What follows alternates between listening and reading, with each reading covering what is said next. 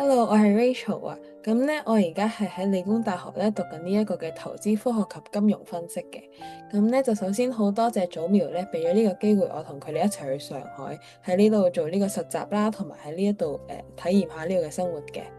咁咧我就入咗間公司就叫做 Avista Group 啦。咁 Avista Group 咧就係主要做呢個 business valuation 嘅。咁我就會係幫佢手寫下 report 啊，做下呢個行業分析啊，或者係做呢個收購價格分欄嘅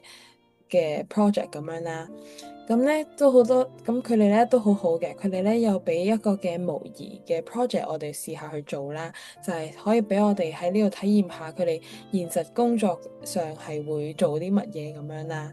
咁咧，除咗有模擬 project 之外咧，佢哋啲員工都好好人啊，好有耐性啦，同埋好友善啦。咁所以咧就會令到我哋喺返工嘅時候都唔會有太大壓力嘅。除咗工作之外咧，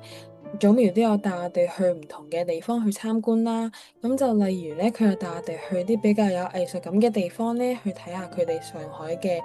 藝術風格啦。咁之後仲會帶我哋去佢啲公司嗰度參觀啦。咁就例如我哋去咗美團公司參觀啦，就可以學識下佢哋係點樣去做呢個市場內部分析啦，或者係睇下佢哋係點樣去搞 event 啊，同埋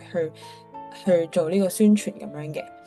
喺呢個團入邊咧，我都識咗好多唔同嘅新朋友啦。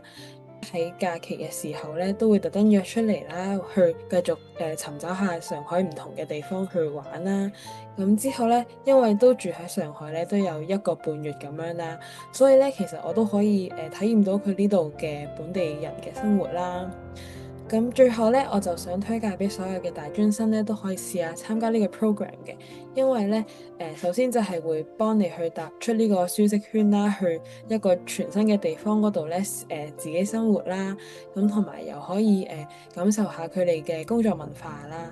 對我嚟講咧，我係去咗上海之後咧，係可以更加令我去快速咁樣成長啦。咁所以咧，如果你都想踏出舒適圈同埋長大嘅話，我都覺得你可以嘗試下參加呢個 program 啦，去學習下佢哋嘅去試下做實習同埋自己生活嘅。多謝，呢個就係我嘅分享啦。